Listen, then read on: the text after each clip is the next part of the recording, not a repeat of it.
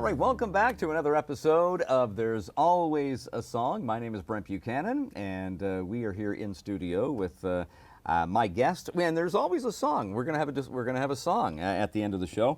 My guest, all the way from Salisbury, New Brunswick, Sean Michael Ryan. How you doing? Great. Good to How see are you. you? I'm doing well. Doing well. Last time I seen you was at the Cavendish Beach Music Festival. Yes, sir. Yes, sir. Yeah, not performing, but there for leisure. Yeah. Next year, maybe. Next year. It's yeah. tough to get into these festivals, eh? It definitely is. Yeah, that one in particular. But What's the process? Do you have to send a video or audio or? So everyone's different. It's just a matter of I think the most difficult part is figuring out who the contact person is that you get a hold of. But yeah, it's just sending out emails and sending EPK, which would already have your video on there, some songs from you, and then you hope for the best. Cross your fingers and hope for the best. There's 3 stages at Cavendish, and so chances are. But there's a lot of performers out there that are trying to do the same thing. There's a lot of performers, and one thing that Cavendish does is they showcase a lot of local stuff from across the country, not just from the Maritimes. So that's great. But yeah, like you said, it's tough to get in there. It's kind of luck of the draw, and we're hoping for next year. We had a guy on the Colliding Tides kitchen stage in Cavendish. His name was Waylon Wyatt. Yes. You ever hear of him? I hadn't until this past weekend. Young fella, just graduated from high school. Yeah. And he had that tent. You couldn't squeeze another person in the tent. Yeah. And it was just, and I'm thinking, why haven't I heard of this guy before? And it's just... And I was the same way when I got home. I looked him up, and I'm looking at his Spotify, and he's got millions of followers. Yeah. And I'm thinking, I know. Wow, this guy's young, but good for him. And Tyler Childers, he says Tyler Childers is a big influence on him. So I'm thinking that's a good way to, Absolutely, yeah. Let's talk about the tattoos for a second. Sure, who's got more tattoos? I don't know. Are we going to take our shirts off here? Any favorites? Yeah, I got to go to this arm. I got both my girls on here. Got this angel wing first. That's my oldest daughter, Bella. And then when Quinn came along, got this angel wing there. Yeah. So kind of cliche, but they're kind of guardian angels to me. Totally. They keep me going for sure. So. Yeah, I got my son here. Oh, wow. And my daughter up here. So beautiful. Yeah. But yeah, once you get one, you don't stop, I guess. It's another addiction. That's right, yeah. Musical family, you grew up in a very musical family, mom, dad? That's right, yeah. So from a young age, I was brought into music. My mom's a guitar player, beautiful singer. Does she still perform? She does, yeah, whenever she can. It's unfortunately, it's mostly at weddings or funerals or that type of thing. But she's a part of groups where she gets out and she sings with choirs and everything. But songwriter, I think she wishes she had taken it farther when she was younger. Yeah. But it was such a great thing to be in a home with musical instruments. And and then with my father, he was in country radio most of my upbringing. What was his name? Bruce Ryan. Bruce Ryan. Yeah. From and he was on the air where? So I think it was he started at Mount Allison when he was going to university, and I don't know if I'm correct here, but I think he went from Mount Allison to like Bathurst, and my recollection was St. John. Yeah. He was with K100 back in the day. I did my internship at K100. Oh, no way. Back in the early 90s. But he was here in Fredericton as well. I just don't know the names of the radio stations back then, but the majority of my childhood was in Moncton with CFQM. CFQM, cool. Yeah. What was it like growing up with a dad on the radio? It was cool. Apparently he had the golden voice that was sought after, and like myself, he was a single dad, shared time with my mom and my dad, so when I was with him on the weekends, we spent time in, I don't know if you recall, there was a big boom box that they used to pull around. Yes, and so I would spend my Saturdays in there or in the studio or wherever he had to work. And it was cool being around that. And Was he a musician too? No, he can sing a little bit, but not much of a musician. But he had an ear for music for sure. For sure. He knew what the hit was. That's right. Yeah, that was his job. So when did you start plugging the guitar as your instrument of choice? When I was a kid, drums were the instrument of choice. Okay. Yeah, Dad came home with a drum kit when I was, I want to say 7 years old. I grew up I started with like Motley Crue, Guns N' Roses. That's what I was Yeah. into that stuff. Ozzy, Yeah. Iron Maiden. Yeah. Yeah. So I had this dream that, one of those drummers was going to get sick or fall off the tour, and then this young kid would just magically get a phone call. Yeah. They'd need me to come drum for them, and that never happened. But I went from drums, got my first guitar, and then I'm not much of a guitar player, more of a rhythm player, but as I got older, I realized that I had a voice and got into some songwriting when I went to university, and the rest is history. So Nice. Yeah. Yeah. You're just you've been songwriting for quite a while, obviously. Yeah. But you're just now starting to put the songs out there and put them on streaming networks and starting to do a lot of gigs. 300 shows a year is what? No, I've done over 300 shows in my career. Right, okay, yeah. If not more. Right. It's tough to count.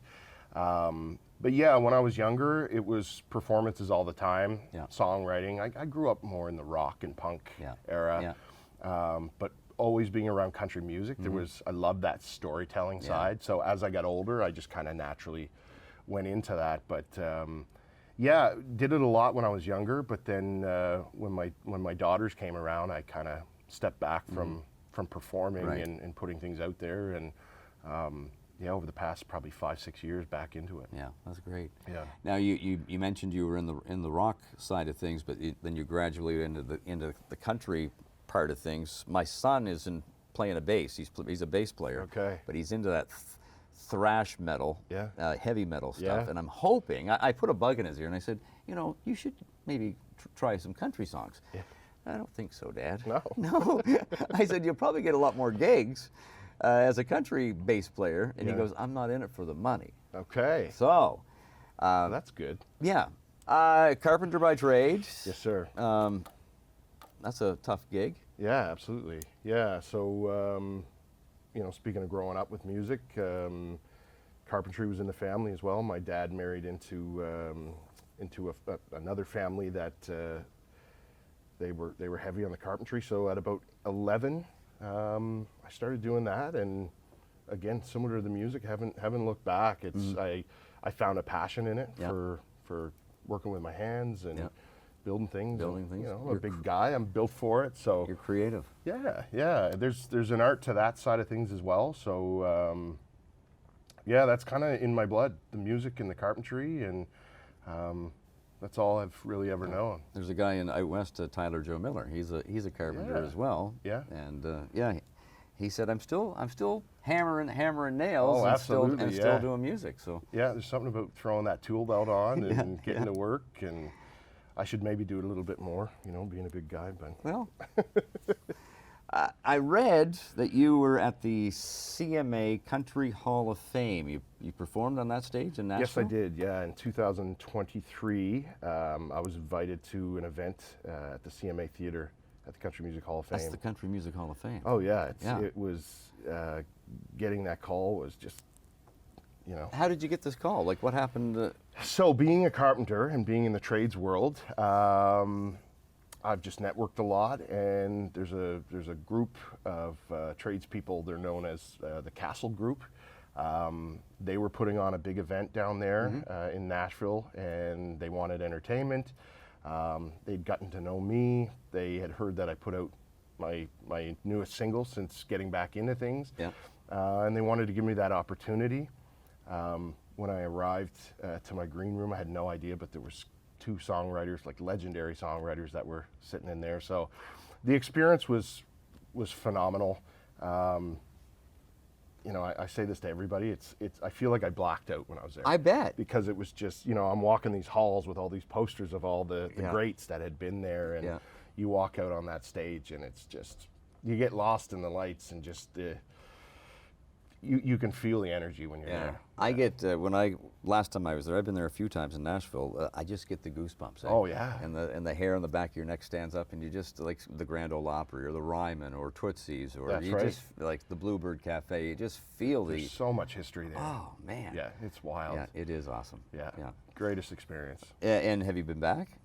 I haven't been back to Nashville yet. No. But plan on doing it soon. Yeah. Recording or anything down there? Yeah. I'm just networking again with some folks down there. I've got some friends in the industry that are living down there and actively writing and performing, and it's not like I need to be down there to do that, No, but it's good to be around similar to those. what you said, that energy, you Exactly. feed off of that. Exactly. It's just like, ooh, I'm in Nashville. That's right. Yeah.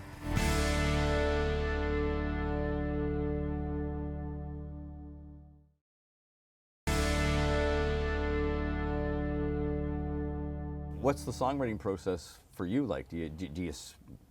Are you more comfortable sitting in a room with you and 2 other people or 3 other people and hammering out songs, or does it just come to you naturally? It's all of those things. You could be in the shower and something comes to you and you jump out and you got to record it on your phone. Or I've woken up in the middle of the night and had a song idea in my head, and everything goes on the phone. But typically, it's I've got a band that backs me, and guys that I've played with all my life. We'll come up with some ideas, some melodies, but when it comes to the lyric side of things, I'd like to have some time alone. Yeah. I need to get in my feels Exactly. and really feel out the song. Yeah. And that's not to say that that's always the way, but the majority of the time. Yeah. You've mentioned country music and how it relates to the listener. Yeah. There's so many great songwriters that Merle Haggard, Tom T. Hall, Dean Brody is one that's in the current rotation that really, I think he really focuses on relating to the listener, and you do that with the songs that I've heard that you've done. So yeah, I think my songwriting definitely doesn't fall into like the old style country or even the early '90s stuff. It's a little bit more modern.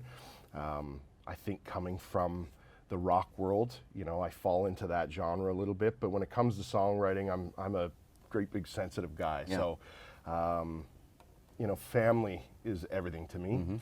I actually have that tattooed across my chest. And the tour that I'm going out on this summer is called that as well. Family is everything. So that's what I like to sing about. Yeah. Whether it's my kids or something that I've been through with a friend or a relationship or something like that. Well, you had a song that we did in studio at the radio station, Pure That's right. Country, Yeah. and every other weekend, and that was about you having your kids and sharing your kids with the ex. Yeah, absolutely. Yeah. Yeah. So people can relate to that. 100%. And I think it's unfortunate, but in today's world, divorce is a is a very common thing. It is what it and, is, right? Yeah, when I first was going through it, it was tough. I'm a very involved father, and losing 50% of your time, you struggle with that. Yeah. But I found a silver lining in it, and I wanted to write about it, and that was just taking that time on my own to really work on myself, build myself up, so that when I do have them, I'm 100%, 50% of the time kind of thing. Yeah. So It's tough. But from what I see on social media, you're doing a fantastic job as a dad. I appreciate that. Yeah, thank you. You mentioned tour. Yes. We're shooting this in July, the hottest day of the friggin' It year. is warm too. out there. It's Yeah, warm. it is Thank warm God out the studios here in Rogers are nice and cool. But we're shooting this in July, and probably, I'm guessing, airing probably in August. So when's the tour? Tour starts this weekend coming. Okay. July 19th at Sussex Fundy Fest is when we kick it off. Was last year the first Fundy Fest? I believe last year was the second. Because Gord Bamford was there, Julian Austin was there, and a bunch of others. And this year, Jade Eagleson. Jade Eagleson, Gord Bamford. If he was there last year, he's back again. I think he was last year, maybe. Yeah. So no, Tim Hicks was there last year. That's right. Yeah. That's right. So Gord Bamford is Friday night. Jade Eagleson is Saturday, and I'm opening for him on Saturday. Nice. Yeah, it's going to be fun. Nervous? You know what? I'm not right now sitting here, but I will be. Sorry to bring it up. It's natural, but those nerves turn into energy. Yeah, totally. In anything I've done as far as music goes, there's always the nerves, but quickly turns. You get into nervous before you go on stage? Yeah, a little bit, but it all depends. I'm up there. I talk about family. Like the people that I perform with that back me, my band, they're all family to me. So it's like you're going up there together, and you're just there to entertain and. It's the energy of the crowd that I love. So Fundy Fest, we had Cavendish a while back. There's a new festival in Moncton. There's a new festival in Moncton, so that'll be Yeah, that's up the list a little bit. So there's Fundy Fest, and then there's Boxcar. Boxcar in St. John. Country Fest in St. John, and then a new one in Moncton called Summer Nights. Right. That one was originally started, there was a young fellow in Moncton who unfortunately was paralyzed in a bit of a tragic accident, and so it began as a fundraiser, and now it's turned into a cool two-day festival, and I believe that there's still funds going to him and his family, which is great. That's awesome. Yeah.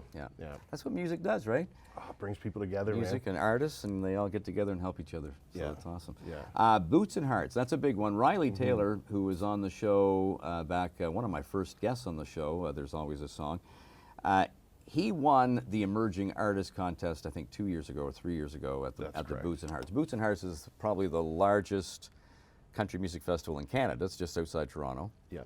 And all kinds of big names there. And it's a chance to win a spot on the Emerging Artist stage in front of the crowd. And you're up against how many competitors? 7 other competitors, who are all fantastic, I must say. I've done my research.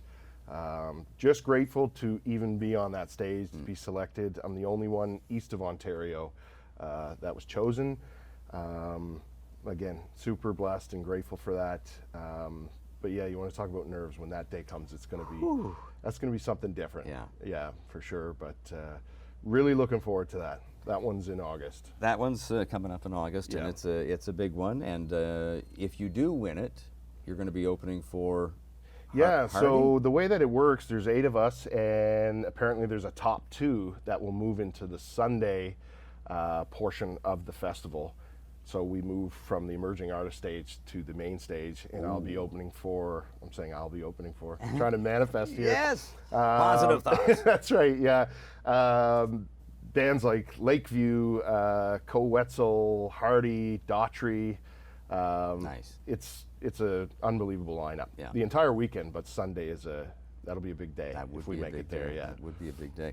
What's in the future for Sean Michael Ryan? Is continuing to write songs? Obviously. Absolutely, yeah. The songwriting won't stop until I'm dead in the ground. But it's just kind of. I love the networking side. I mentioned families, everything. Every stop that I make, whether it's a festival or a show, I just feel like the family keeps growing bigger and bigger, and I love that. It's something that'll never end, and whatever type of momentum comes with that, I'm taking every opportunity. One thing I love about music is the people that you meet.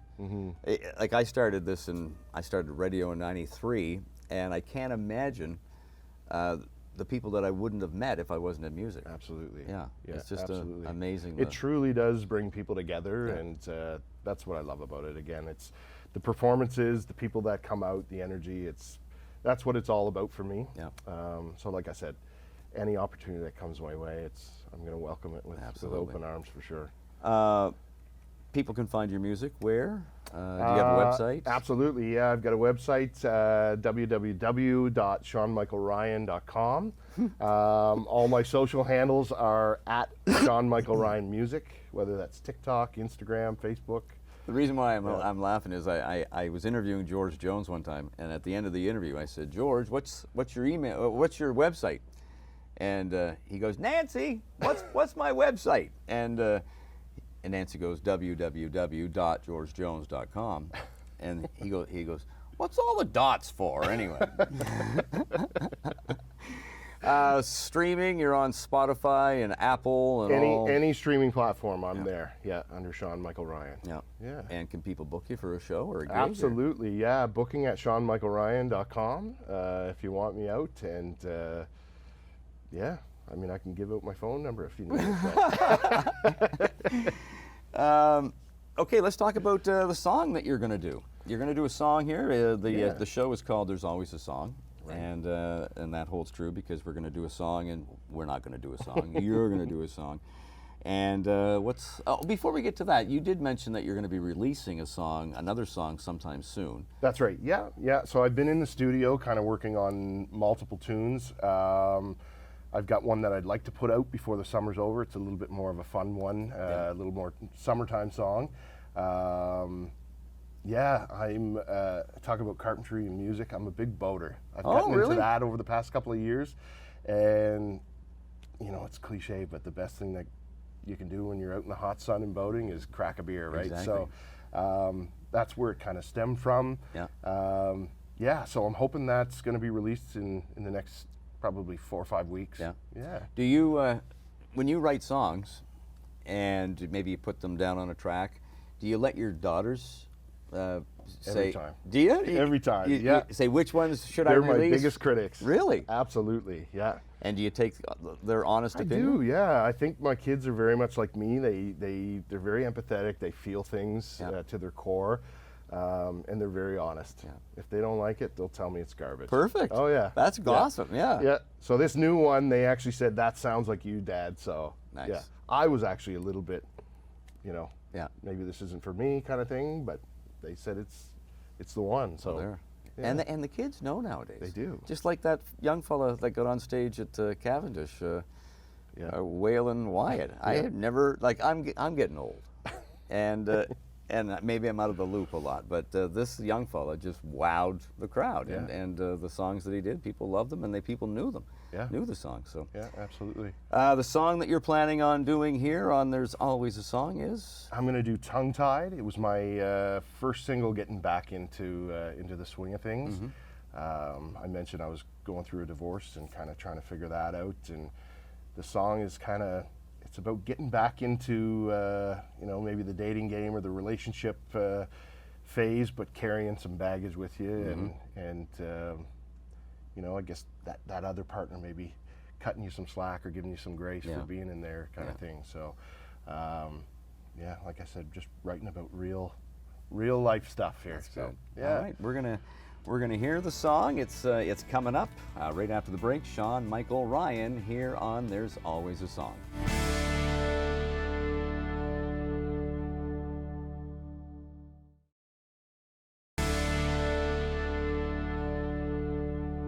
All right, welcome back to There's Always a Song. My name is Brent Buchanan, and there is always a song on this show. And right now, let's throw it over to Sean Michael Ryan and Tongue Tied.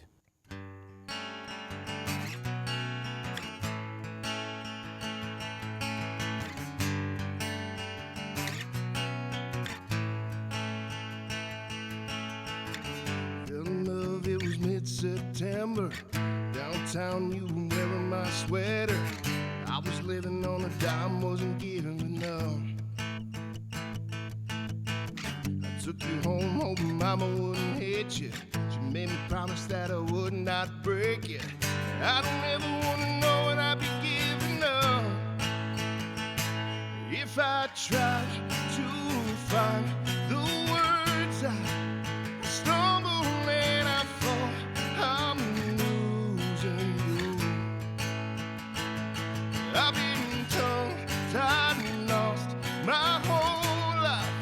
If I could only say those words I do. I love you.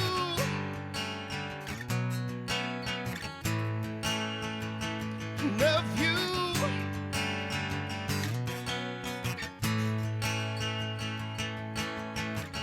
I was drunk on a boulevard. All alone, I was in the dark. I was living on a dime, wasn't giving enough. You took me in, you were the one who saved me. Made a promise that you would not break me. And I never wanna know what I'd be giving up. If I tried to find the words, I stumble and I fall. I'm losing you. And I've been tongue-tied and lost my whole life. If I could only say those words I do. I love you.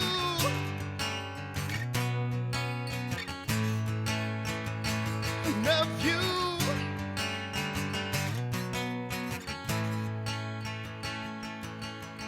I took you home, oh mama wouldn't hit you. She made me promise that I would not break you. And I don't ever wanna know what I'd be giving up. If I tried to find the words, I stumble and I fall. I'm losing you. And I've been tongue-tied and lost my whole life. If I could only say those words I do. Love you.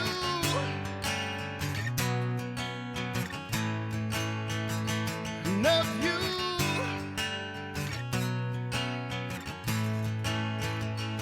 Love you.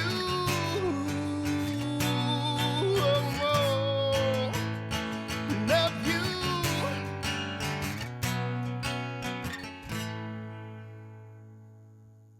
All right, Sean Michael Ryan, great tune. Thank you so much for sharing your talent with us here on There's Always a Song.